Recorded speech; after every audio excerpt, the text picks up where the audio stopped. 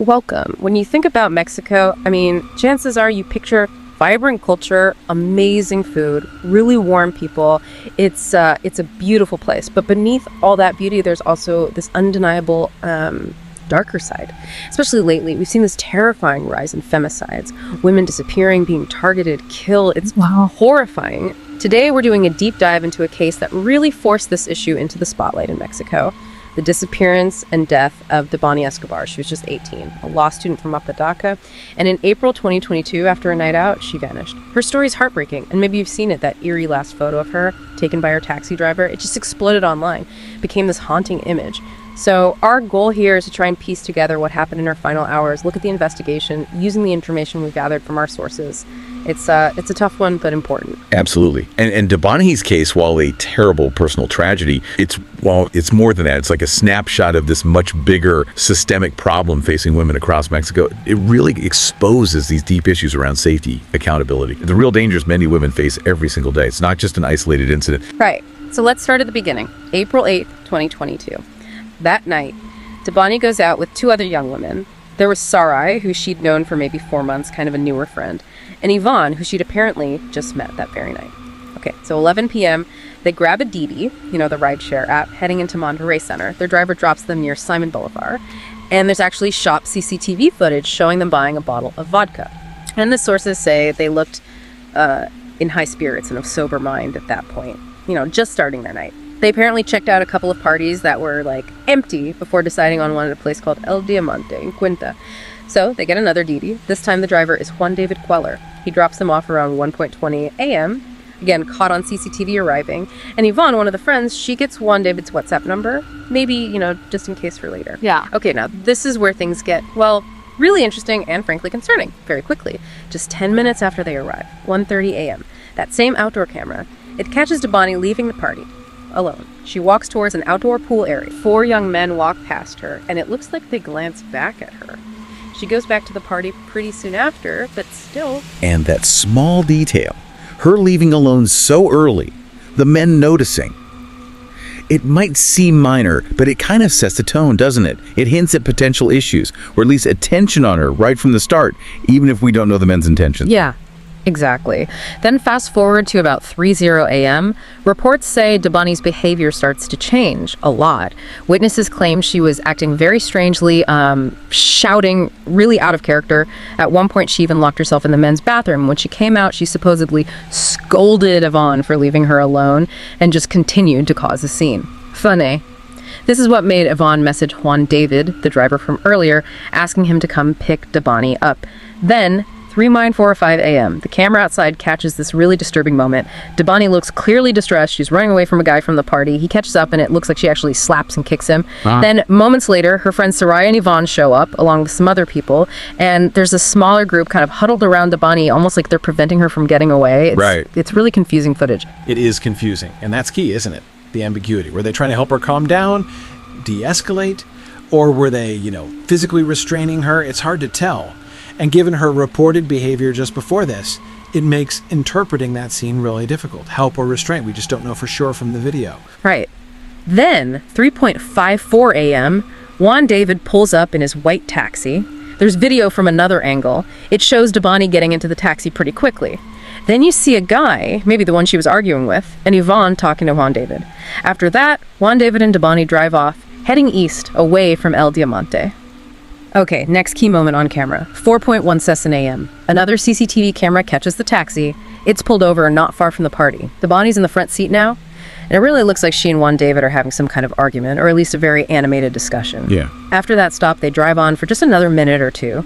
They reach the Nuevo Laredo highway, and that's when Debani apparently told Juan David to stop the car. She gets out and just stands there, motionless, in the middle of the road. At this area, locals call it the Highway of Death. It's notorious. So many women have vanished from there. Yeah, that location is just chillingly significant. It really is. And that's the moment Juan David takes that now infamous photo of Debani. Standing alone on the dark highway, it's 4:25 a.m. He sends that photo to Yvonne, along with texts, voicemails, basically saying, look, she got out, she refused to get back in. He's trying to prove, she was indeed outside of the taxi and was no longer his responsibility. And then he drives away, leaving her there. alone, intoxicated on that dangerous road. He later claimed he stayed parked there for about 3 minutes to see if she'd think twice, but said he saw no reaction, so he left. He kept texting Yvonne for another 45 minutes or so, explaining his side, saying he couldn't have touched or forced her back in the car without risking legal trouble, that it was up to her friends. And this raises such a difficult point. The ethical dilemma is huge, isn't it? Leaving an 18-year-old clearly vulnerable on a road known for disappearances. But then you have his perspective, the legal fear. It's a clash between, well, legal caution and maybe a moral duty to help. A really awful situation. Definitely. So about 10 hours go by. It's 2:54 p.m. the next day. Wanda's message is on again, asking, what happened? Did she get home okay? Yvonne replies 3 hours later. Just that. They haven't found her. Debani never made it home. That's the last anyone heard. We do have a little more from CCTV, though, her last confirmed movements. She's seen walking erratically towards Escobar, away from the party down that highway. She walks past a transport company, Alcosa. Then, shortly after, she's seen frantically running into the Nueva Castilla Motel. The footage shows her looking through the windows of its restaurant, which was closed down, like she was trying to get in or see if someone was inside. Then she moves out of the camera's view indoors. Apparently, she hid somewhere in the motel's garden for about 20 minutes. Before being seen again, just walking along a wall. And importantly, the sources stress nobody else is seen in this motel footage with her. After that last sighting, she just vanished. So the next morning, April 9th, Debani's parents, Mario and Dolores Escobar, they report her missing. And Juan David, the taxi driver, well, obviously he becomes suspect number one pretty quickly. He was the last known person to see her.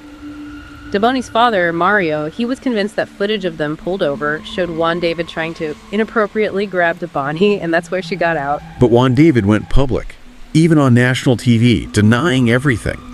He painted a very different picture.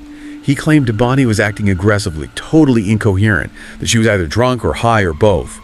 He said he was just trying to get her address to take her home. Which clashes, doesn't it, with what Yvonne said that Debani had only had vodka, wasn't on other drugs, though she agreed Debani was acting uncontrollably.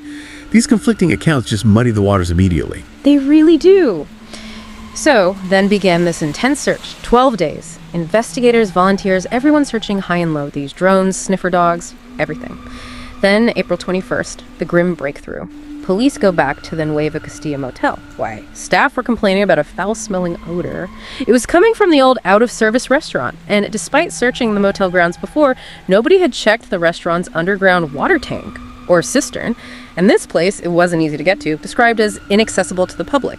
There was a high wall, like 2.6 meters, concrete, even barbed wire around it. It was about 30 feet, maybe 9 or 10 meters, from where Debani was last seen on camera. So they looked down into one of the open cisterns, and yeah, everyone's worst nightmare was confirmed. 14 feet down, at the bottom, Debani's body, lying face down in 3 feet of water. Her Converse shoes were off, found nearby in the same tank. Also a tissue with cadaveric matter, signs of insect activity, suggesting she'd been there a while. After nearly 2 weeks in that hot, damp tank, her remains were unrecognizable. They had to initially identify her by her clothes and a necklace she wore. Just horrific. Okay, so let's unpack the immediate aftermath of the discovery. The Attorney General's office puts out this initial statement. They claim Debani had accidentally fallen inside the tank and drowned after banging her head. Her family immediately rejected that, said no way. And that initial finding was, well, it was incredibly problematic. Because a second, independent report, much more detailed, came out later. And it found something completely different. Debani had been repeatedly hit in the head by a blunt mechanical object, multiple times, different angles, severe damage to her skull, frontal region, injuries to her face. The report called it a violent homicidal death, caused by something external. And crucially, there was no water inside her lungs, which means she must have already been dead before she ended up in that tank. This wasn't an accident, it was murder. Wow, so a completely different conclusion. And what about her other belongings? Right, so her shoes and that tissue were in the tank with her body. But some other things, her keys, a small bag, phone case, hand sanitizer, her lighter, they were found in the other open cistern nearby. And even more stuff, a dirt-covered white bra, her face mask, her purse, some pieces of fabric were found in the middle section connecting the two tanks. Finding her things scattered like that, across different parts of the cistern system, it just adds another layer of questions. And when you combine this with the second autopsy showing homicide, not drowning, it makes that initial statement from the Attorney General's office look even worse. The sources point out they seem to be intentionally withholding information, made at least 2 errors. What? Was it just incompetence or something else? Sadly, this kind of apathy and negligence, sometimes even trying to shame the victim, it's been seen in other cases in Mexico. It leads people to suspect corruption, cover-ups. Was it incompetence or something more sinister?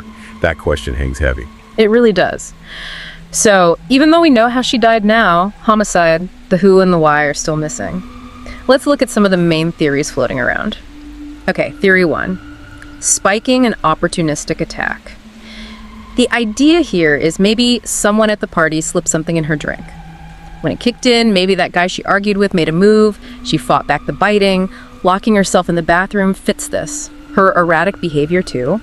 Then, after Juan David leaves her on the highway, maybe that same guy or someone else from the party heard where she was, maybe Yvonne told someone, and because she wasn't far away, they went after her, hunted her down. That theory, it feels plausible, doesn't it? Given her reported state, the earlier confrontation, the fact she was left so close by, vulnerable, it lines up with a lot of the known facts. Yeah.